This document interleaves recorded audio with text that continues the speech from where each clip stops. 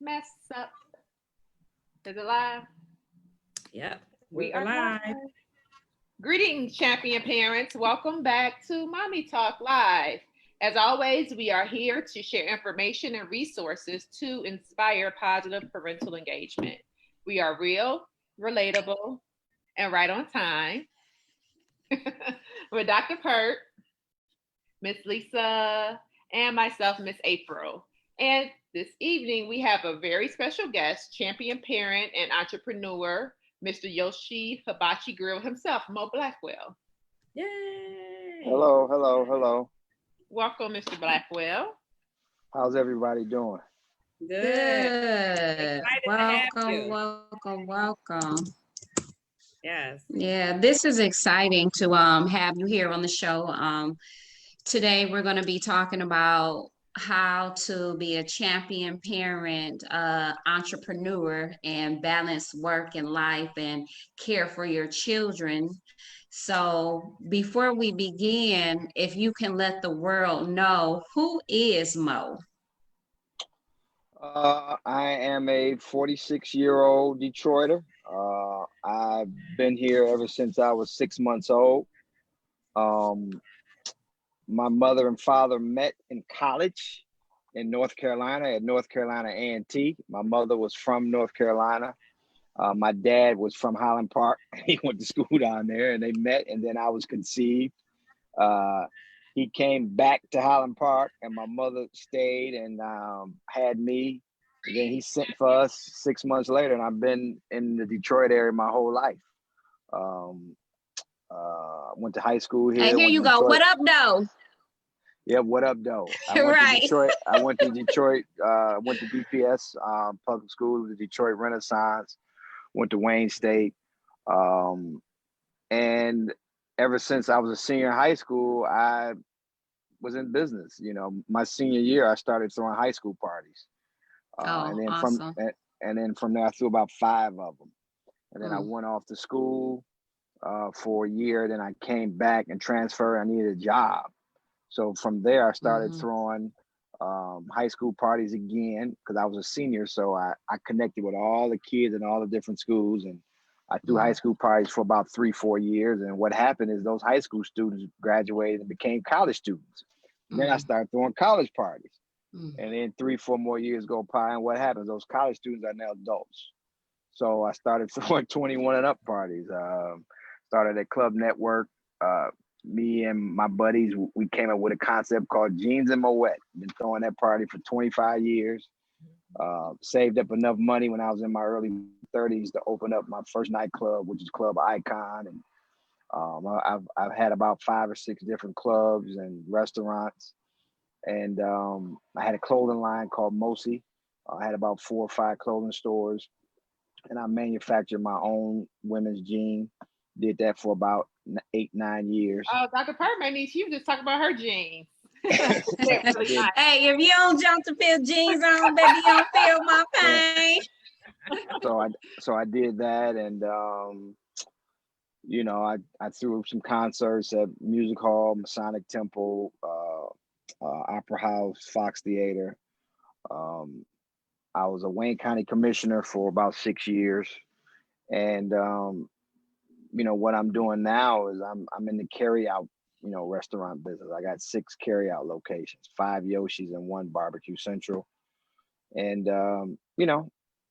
I couldn't have opened up this business at the perfect time because who would have ever thought that we would be hit with a global pandemic and the coronavirus that would Mhm. basically shut everything down except carry out restaurants.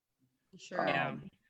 When the virus hit in March, I never forget. I was opening up my store on Livernois, and then 3 days later, the governor shut down all sit down restaurants. So we were Mm, doing well. We weren't slow, but we had a very steady customer at all the locations. But once the sit down restaurants closed, and McDonald's and Burger King and all the other places didn't let you go inside, and folks started getting that extra $600 a week, and they got their $1,200. It was like it was. I mean, when I tell you, it started to slow down for the last week now because unemployment has ran out. And I think people are getting more comfortable going back to their favorite sit-down restaurant. You know, when sit-downs first opened, people were a little leery, but now I think they're a little more comfortable.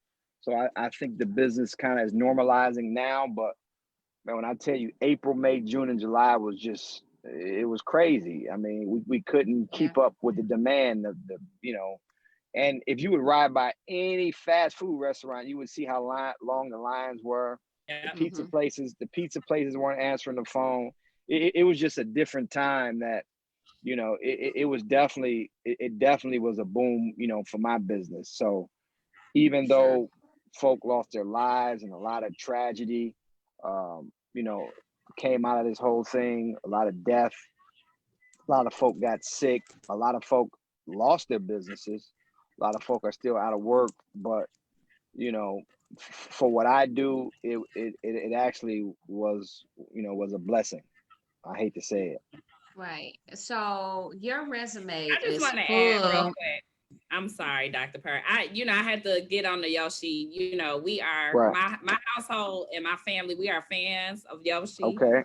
Real, you know. So we thank you. We just had it Friday. It's Okay. I ain't even think about going back to Benihana's. We on Yoshi. Well, I mean, I thought of the concept. I wondered, you know, Black folk and just people love sit down hibachi. They like Benihana, they like Shogun, Osaka, Genji. They like all the sit down hibachi places, but they don't like sitting at a table sometimes with strangers, and they don't like waiting 2 to 2.5 hours to get their food. So I wondered, what if I could spin this concept off with a carry out concept where, you know, you got the same kind of style food, but it was done a little quicker, a lot quicker. And the only down problem, you know, the only downfall from that is that when you go to Benihana, you can kind of tell the cook at the table how you want it. You can tell them, cook it harder, cook it softer, make my shrimp Put more some well extra done. garlic butter. Yeah, extra garlic butter. So when you order in my carryout restaurant, that is tough for us because we try to cook it all one way, because we have no idea. This person may want their shrimp a little darker than this person. So we've tried to make it all one way. And at times, you know, we get it right, and sometimes we get it wrong. And man, you know, typically when we're contacted through Instagram or somebody's unhappy, you know, we just make it over. We don't ask any questions. We make it over and try to get it right. So we've only been open 2 years. I mean, we opened up our Finkel store in October of 2018. So less than 2 years later, we got 5 locations. We opened up Kelly Road in January of 2019. So, you know, I'm blessed that this has been growing, and you know, just want to just provide good service, and hopefully this is a business that can run 20, 30, 40 years, and I can pass it on to my kids. You know, that is my hope, you know. So you just want to be consistent and just provide good service. And it just goes to show you that people in the neighborhood have money, because it's not cheap. The food that we sell is not cheap. It's not, you know, you can come in and spend $25, $30.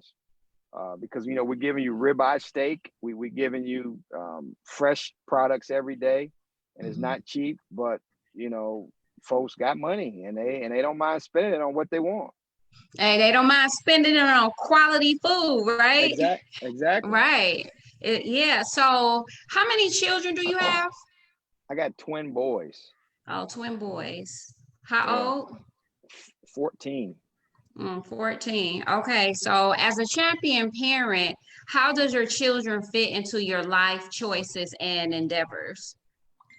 Listen, everything I do, pretty much, I think about their well-being right now. You know, one of my sons is 6 feet, and the oldest one is 5'3". So I got fraternal twins. So, you know, my kids are just like me. You know, one of them is very antisocial. Even though I was in the nightclub business, I'm real kind of antisocial. And I think I've gotten that way as I've gotten older. I don't really go out, like I used to. I kind of stay, to myself. And that's how my son is. Well, I mean, that's how the youngest one, the tallest one is.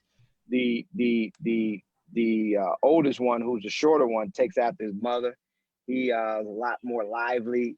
He'll come into the room and he'll speak to everybody, where his brother will come in and you'll say, man, you're not going to speak, But I'm trying to teach these guys that as a Black male growing up in the city, you have to be very aware and very cognizant of your surroundings, because they're getting to an age now where they aren't young kids anymore. They're 14. And, one of them, like I said, one of them is 6 feet 14, and he doesn't look like he's 14. He looks like he could be 17. So that being said, if you see all the stuff that's going on in the news about police brutality, and then their mother is a police officer. So if you see all the stuff in the news about police brutality, you just worry about your kids' well-being. I don't shelter these guys. These guys get in the car and they listen to, I thought I listened to bad music when I was growing up, but some of the stuff they listen to, I was like, man, can y'all put your headphones in? So I kind of let them do their thing. And, all I ask is that they be very respectful to adults. I ask that they try hard in school, and just try to just stay clear of the wrong bunch, because you can have a great kid and that peer pressure is, that's rough. You get in a situation where you hanging with somebody and that person does something foolish, and now you jacked up, for the rest of your life. So I try to teach these kids that, especially my kids, and even all the kids that are around them, all their friends, all the kids I've coached, that listen, man, as you guys get older, you start getting 15, 16, 17. If you out in the suburbs and you do something stupid, you might not have the same chance that you have in the city. So you have to be very aware of your surroundings, and you got to make sure that you're not involved in mess. Yeah. And you know what? I echo those same sentiments, because I have 3 children, and I kind of let my oldest one, I let her do her thing, and I allow her to listen to any type of music, but I explained to her that, look, we don't live this lifestyle that you hear, that you may dance to, that you do your TikTok videos to. It's just all a form of entertainment for us, because that's not our lifestyle. Because I feel like at the end of the day, she's going to be exposed to that, whether she's around, she's just going to be exposed to it, because that's the environment. The children have so much access to technology nowadays, and I do feel like it's important as a champion parent that you school your children, that you can't really shelter them, because they're going to be exposed one way or another. Yeah, I agree too. I think also, like Mr. Blackwell was saying, that it's important for you to have your children be conscious of who they're surrounded by, because you are, who you're surrounded by. So, sometimes we can mix up with the wrong person and go down the wrong road. So, but it's important for us to make sure that we guide our children to ensure that they're just surrounded by like-minded children.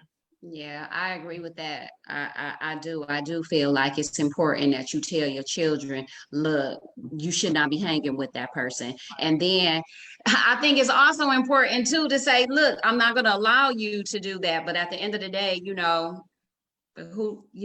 children are gonna, some children have to learn the hard way. Like, you can't be like, oh, you may got to point out some of their demeanors or your kids. I know I have sons. I have a 20 and a 21-year-old, and I can't be like, oh, don't hang around with him. I got to point out things so that they'll pick up on it. But I was gonna say, you have to be very careful about telling a kid, I don't want you seeing such and such, and I don't want you talking to such and such, because sometimes that draws them closer to these negative forces, so sometimes, we gotta be slicker in our approach and point out some things and ask them, how do they feel about certain things, I think, and then sometimes they might look and say, okay, well, you know what, you might be right. They may not tell you, but in their head, they're thinking it. And then you know what? I think it's important that we know our own children as well too, because we can look and be like, look at who you hanging around with. But then also their parents may feel the same way about our children because it's like our children may be doing some of that negative behavior that, you know, we don't want them to. So it's very important because it was so funny because my daughter, she was like, she did tell me that one of her friends, mother got on a post and was like, I don't know about that, TT. And I was like, well, what are you doing, TT? So I started going through her phone and stuff. And then I explained to her, like, look at your actions, look what the parent is saying. I said, so can you understand why she was saying that? And she said, yeah, I do. So I think that it's not, I think it's important to tell your children to be careful who they hang around, but I think it's also important for us to be aware of who our children are as well. Yeah. So Mr. Moe, Yoshi in his house. So I know that our parents out there are wondering, how do you do it all? How do you balance work and care for your children and your family? What tips can you give our families out there? I basically I've always kind of like we've been in the gym. You know, my kids have been playing travel basketball ever since they're 5 years old. So a day for us would be pick them up from school. You know, we go to the gym, we work out a couple hours, and they go home and do homework. We've been doing that, man, every day since they're 5. I mean, we were in the gym today from 12 to 2:30. So what I try to do is I try to build my schedule around that schedule. As far as the other extracurricular activities, since everything is closed now, movies, things of that nature, you know, we have been traveling on the road, going to a few basketball tournaments over the last 8 weeks. So, I mean, as far as it relates to me and my business, I just got good help. I have a great staff that doesn't because you got good people and I pay them well. I don't have to sit in the store 12 hours a day. So, you know, if you're in business for yourself, and once you feel like you can take time away from the business, if you got the right person running it or the right staff and they're running it, then that frees you up. Because I didn't open up these restaurants to be in each store for 12 hours a day. I mean, that's not, most people don't get in business they want to learn the business and run the business. But once the business becomes profitable, then they're going to hire the right manager, right cashiers, right cooks, so their business can kind of run on autopilot if they want to take a trip, if they want to go on vacation, if they get sick, if they need things to do. So at the end of the day, my staff really only calls me if it's a major emergency. They pretty much have the ability to deal with customers or remake issues. So that kind of frees me up to either open up more stores, and it frees me up to really spend time with my kids, because in another 2-3 years, when these boys start driving, they're not gonna want to be with me no more. They damn sure don't want to be with me now. So in another couple of years, when they start driving and you know that they juniors and seniors in high school, I'll be lucky if I can get some time with them. So, you know, that being said, and then we're not even talk about when the females and the girls come into the equation. When they go to college, you know, my son feel like it's he doing me a favor by, like, if we have movie night, he feel like that's okay. Yeah. So like it's a privilege to be with you now. yeah. Right. So, like I said, I mean, my kids, I love them to death. I pretty much do everything thinking about them. And at the end of the day, you know, when I'm gone, whatever assets I have or this, that, and the other, I'm leaving it to them. So I'm trying to get them to really appreciate hard work and business. But at their age, they just have no clue as to what they want to do, you know, when they graduate high school. I think they want to go off to college because they have aspirations of playing college basketball. But, you know, like I said, college is not for everybody. You know, I went to college, I got an English degree, and I'm in the chicken fried rice business. So, I know so many folk who have went to school and got a degree in one field and they're doing something totally different. Mhm. And I know folk that went to school and, you know, they say college was a waste. But, you know, at the end of the day, whatever it is you're going to do, you got to get some kind of skill or training, whether you're selling real estate or whether you're a plumber, a car mechanic, or whatever it is. So whatever my kids want to do, I'm going to support them 100%, and just be there for them and try to give them advice. I like that. I like that you make your children a priority. I think that is very important. And I think that is what a champion parent does. And I think that's great advice that, our listeners can, agree with. So for me, I would like to know, you say you used to be a coach, right? I did, yes. Right. So, how important is it for parents to get their children involved in extracurricular activities? I know right now, it's a pandemic, but Listen, that's so important, because whether your child is an athlete or not, whether you get your child in extracurricular athletic endeavors or not, they need to be doing something, because they should not be playing video games or watching TV. You only go to school from 8 to 3. What is that kid doing from 3:30 to 9:30 or 10 o'clock to the time to go to bed every single day? What are they doing on the weekends? They have to be doing something constructive with their time, whether it's learning how to play chess, academic games, whether it's learning a foreign language, whether it's, learning to play an instrument. Ladies are into gymnastics and dance and whatever your kid's passion is, whether it's drawing, taking drawing classes. My kids just happen to gravitate towards basketball. Their grandmother, my mother, tried to sign them up for piano, and that didn't last long. They tried to do some football when they were early 5, 6, 7.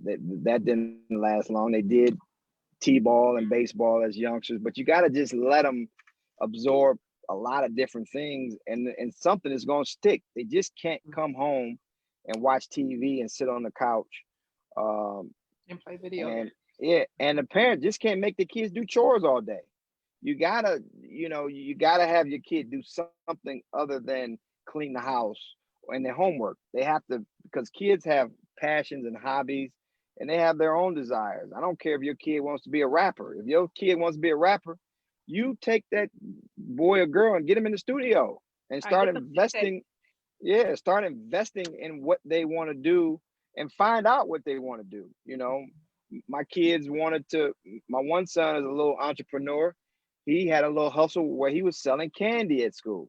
He was like, "Dad, take me to Sam's Club. I need to get some candy." The problem was his re-up money, he was spending it and he wasn't reinvesting back in his business. He wanted me to keep fronting the money, and that didn't last long. So you got to just teach them good lifelong skills early, 5, 6, 7, 8, 9, 10. And hopefully once they get a teenager, then it's stuff and kind of be embedded, and they can kind of get the initiative and do it on their own.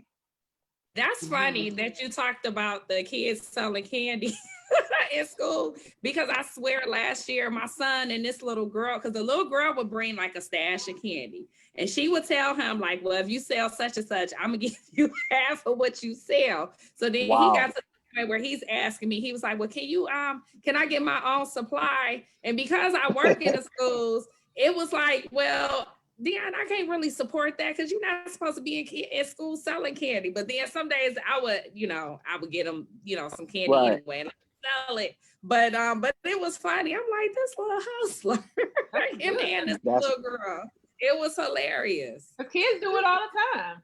They do. You're right. And you're right. I love what you're saying about supporting your kids, even with the rap career. Like some of us may look like, well, rap, that's not promising. But you're right. You have to either get them in the studio, get them to reading more materials, because these rappers, they get, they're very intelligent. Like some people look at rappers a certain kind of way, but a lot of these rappers, they're out there sharing knowledge. We grew up on rappers that were always teaching, very smart, very intelligent, and will fill you in on some history.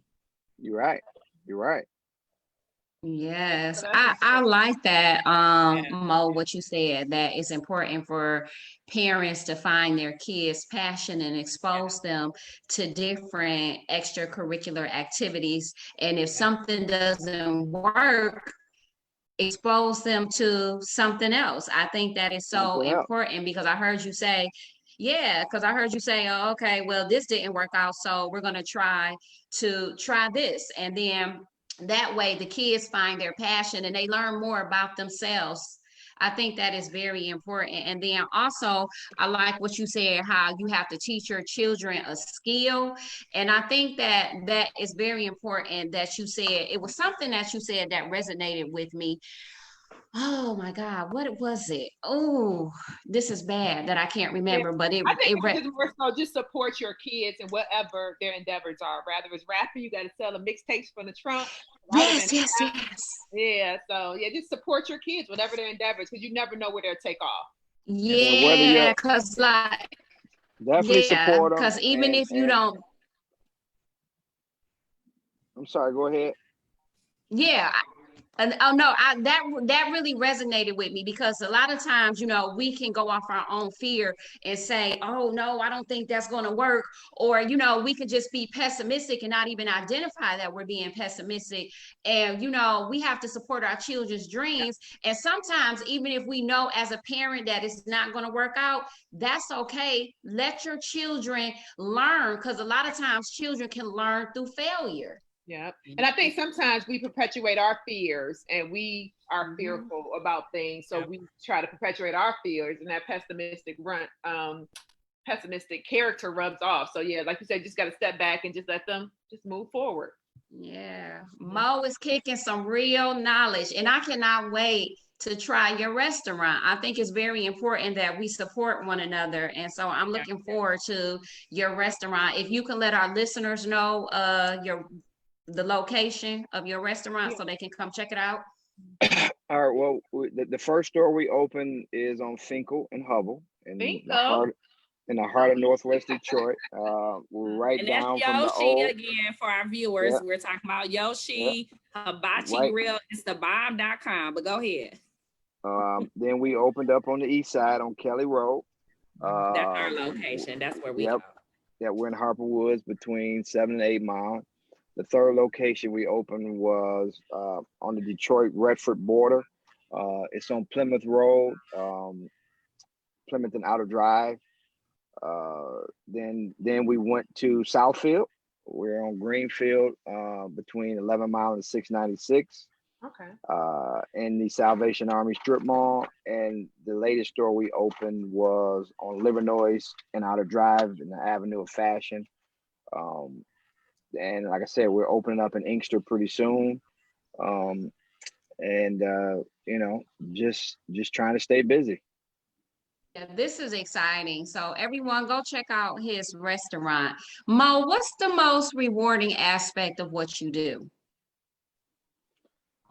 The most rewarding aspect of what I do, honestly, is employing people. I really enjoy helping folk, and I'm helping them through employment. The chefs, the cashiers, the individuals who pick up our food every day, the folk who make our sauces. I mean, I have like 40 employees when you add up all employees at different stores, and of the 40, probably 25 to 30 of them look like us. So I'm giving people real jobs. I'm paying payroll taxes. I'm paying sales tax. it is fun opening a new restaurant, but once the restaurant is open for a few weeks, then it gets stale to me because it's open. But I get more.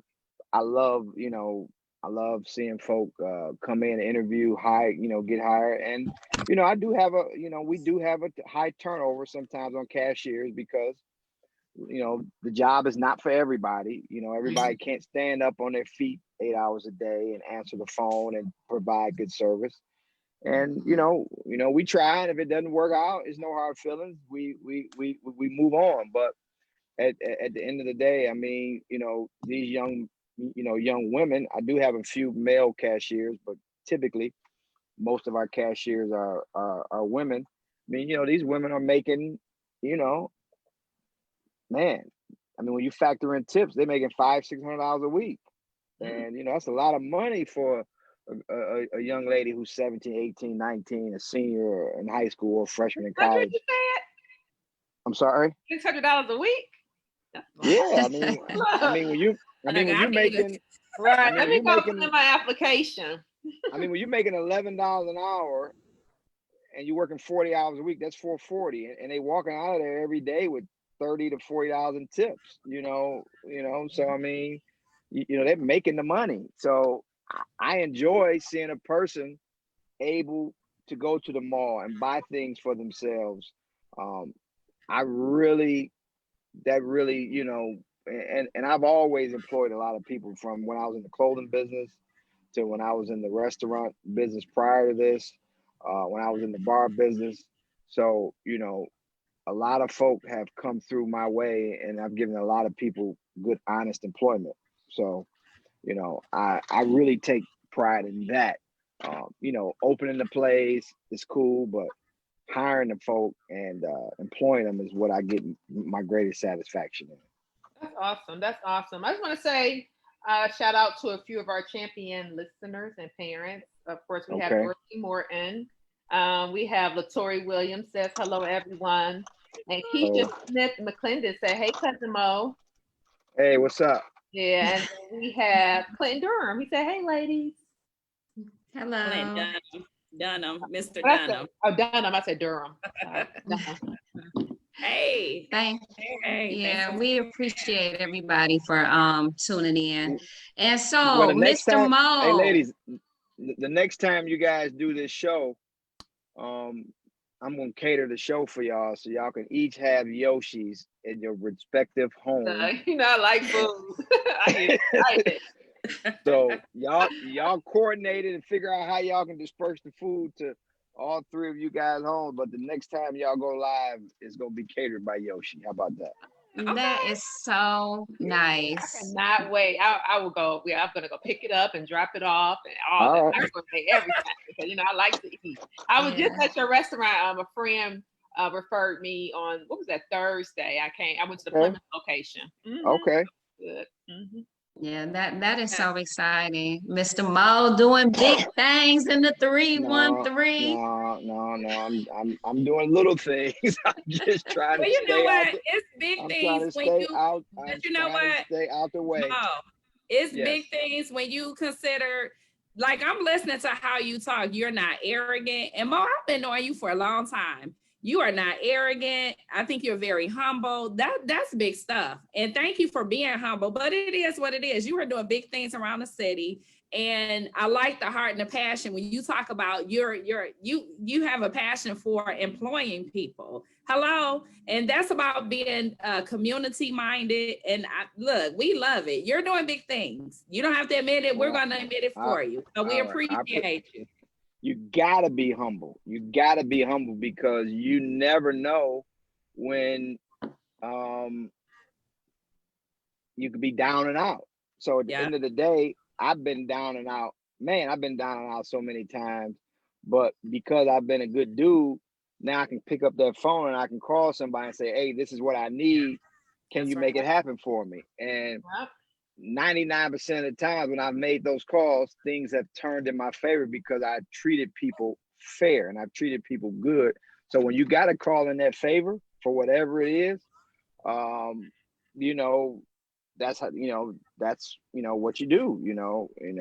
If you borrow money from somebody, you gotta pay it back or work out a payment plan.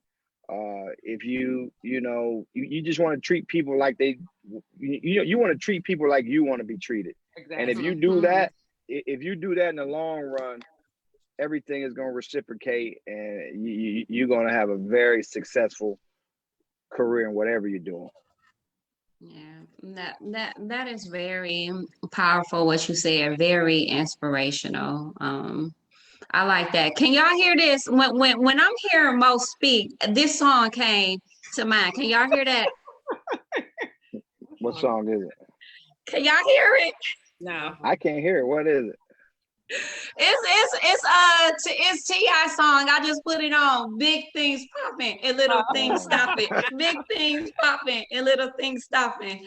Yeah. So, Mr. Mo, we really appreciate you coming on the show, giving us your wisdom. I think you've really inspired some people. I know you've inspired me, and I really appreciate, you sharing your wisdom and just the humble man that you are. I like it. I like the vibe. I really do. So is there any final thoughts for the viewers, words of encouragement? I mean, this is about being a good parent. So, I mean, I have a model that I tell my kids that I want you guys to be better than I am. So at the end of the day, I want my kids and my grandkids to be far superior and just a better person than I am, because I'm not perfect. I have flaws just like we all do. All humans have flaws, but you just want your kids to go on and do bigger and greater things than you. And that comes with you kind of giving them insight on the mistakes that you've made down the road, like, bad bookkeeping, not paying the right amount of taxes, hanging with this person, helping them, if you have women or young women or daughters, helping them decide or hopefully pick the right boyfriend, husband down the line. If you got sons, hopefully he's picking the right girlfriend, wife down the line. You want to, nurture good characteristics in them so they can grow on to be very successful adults. That's what we all want. We want our kids to be successful adults, and we want them to raise families. And when we get old, we want to sit back, play with our grandkids, and we want to be on the beach somewhere chilling. That's what I want to do. I don't know what you ladies want to do, but that's what I want to do. So me too. So in order for me to achieve these things, and I'm 46, in the next 15 years, when I start to slow down and I'm in my early 60s, God willing, hopefully my kids can be where they are in life, and I can see my grandkids, and drop them back off. But in order to get there, you drop them back off, right. not keep them, but drop them back off. Absolutely, absolutely. I see them for a day or two, see them for a weekend. If I'm living in the city, if I move, and I see them for a few weeks here and there, but then they can go back to their mother and father. But in order to get to that level, we got to get our kids on the right path. We got to make sure that they stay out of trouble. We got to make sure that they have very good work ethic, because unless you are born with a silver spoon in your mouth, or you got some great inheritance, we all got to work. We all got to work to achieve what we want to happen. We all got to work. So you got to teach your kids to work, because nothing is going to happen easy unless your kid doesn't want, somebody's kids may want to just, lay on his mother's couch for the rest of his life. If I know my kid's mother is not going to let that happen. The minute they get 18, 19, 20, she's like, y'all got to get up out of here. So at the end of the day, we got to teach our kids good work ethics so they can be good parents, and we can be smiling and saying, man, we did a great job. Mm-hmm. Wow. Yeah, and that's funny because I echo those sentiments because it's funny. My children are 13, 6, and 3, and I'm Oh wow. already thinking, and yeah, and I'm thinking like you because you say your children are 14, but you're looking. I always think long term. I am so looking forward to having grandchildren. I just am. No Hey, time soon, no time please. soon, but I Hey, just am. cross your fingers. Do you have is your 13-year-old a young lady or male? Young lady. Girl, I got girl, boy, girl. Right. So see, I got boys, and my kids are a little hot, a little hot. But the young ladies nowadays, when I was coming up, I don't know, I can't remember when I was 14 if the young women were as Aggressive. advanced as they are now, but because of technology and this cell phone thing, so much is at the disposal of your fingertips Yeah. from everything. And you ladies know what I'm talking about. So you got to figure out what, damn, I know my kids know about sex. I know they know what's going on. They watch too much TV. They listen to too much music. Is at their, but listen, y'all not ready for this. Slow down. You gotta wait till you're at least responsible to deal with the consequences that come along with it. But how do you tell a hot in the pants 15-year-old kid not to be attracted to young ladies? Because that's what they are. So you have to monitor them. You got to Yeah. watch them. You got to make sure that they ain't out here being overly aggressive. Because if you are overly aggressive on the wrong young lady, that can be a bad thing. You can mess around and find yourself in jail if the Yeah. young lady says that something happened, it didn't happen. So I try to teach my kids all these life lessons. Like, man, you got to be careful out here. You can't, you just can't be out here being some young player. You know what I'm saying? And because you can get the wrong young lady attracted to you, and her feelings can get involved, and she can say something happened that didn't happen. It's just so. Mhm.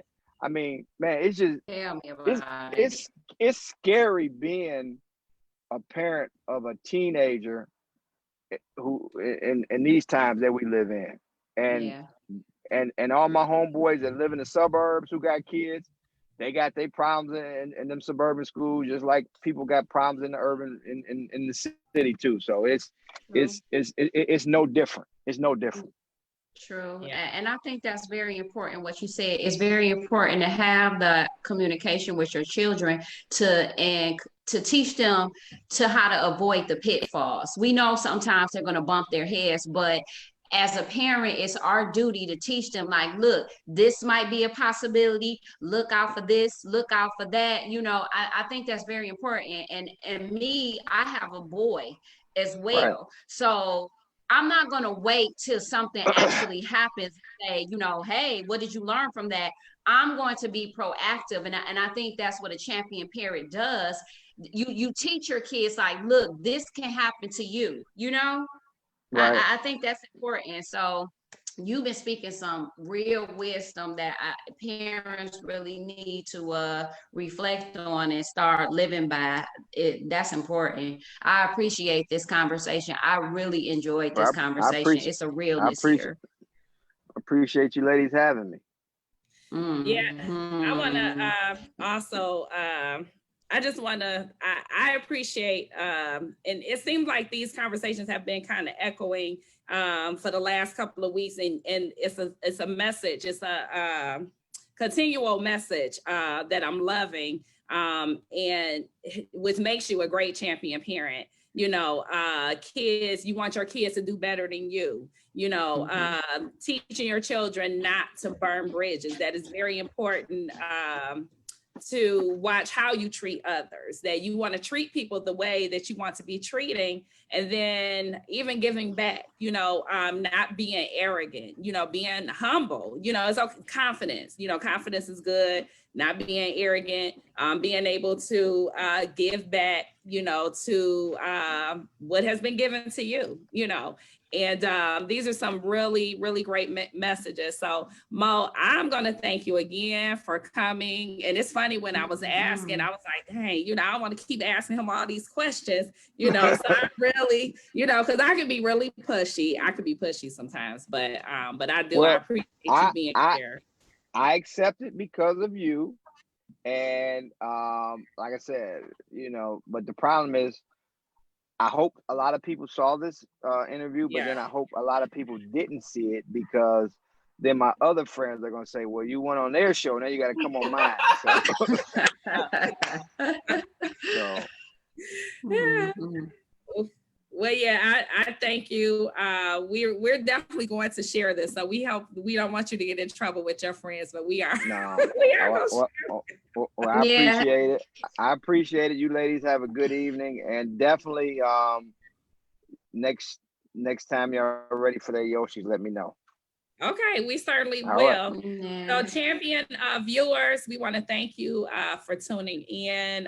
Just a couple of quick reminders. Please exercise your right to vote. I think this is still a window where you can complete your census. Let me ask you a question about that, Miss Lisa. Okay. Do people have to complete their census every year, or is it 10 years? Every 10 years. Yeah. Every 10 years. Yeah. Okay. Yeah. Okay. So if you completed it once, you don't have to complete it anymore. 10 years. You gotta do it. Every 10 years. Unless you get chosen for one of these random. They have like this random study or random review where they pick, like, it's a random pick where they pick families.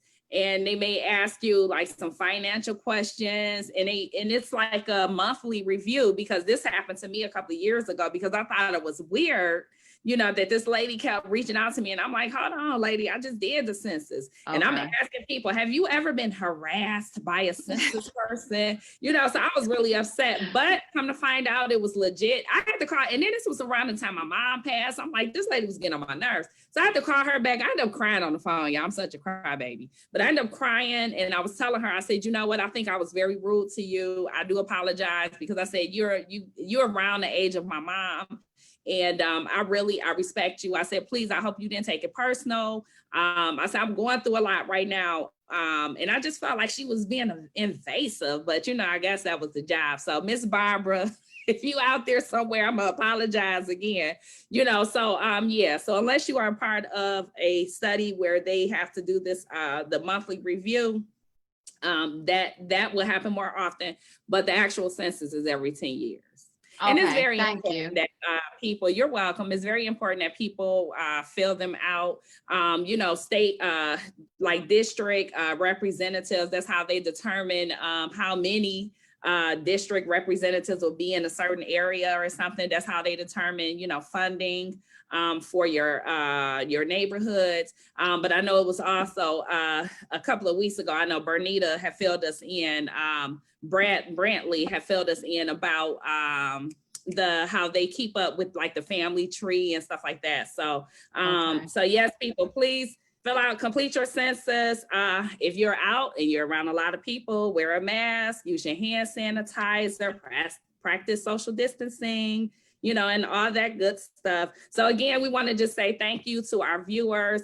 We're very grateful to have Mr. Moe Blackwell. Mm-hmm. Just grateful for. I can't wait to eat that Yoshi. Oh my gosh, I'm so good. Right. The garlic butter. Yes. Yeah. So you all, thank you for tuning in. If you are hungry, go visit Yoshi. Y'all heard him. He got 5 locations. Support your own. Go get you some Yoshi. That's YOSHI. Yoshi Hibachi Grill.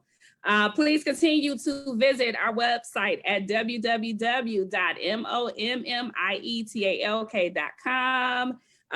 Stay tuned. We're going to go to Sundays now. We won't be on Mondays anymore. Next week we'll be on Sundays. So, keep your calendars open and give us feedback. See you all later. All right, take care, ladies. All right, take care. All right, you too.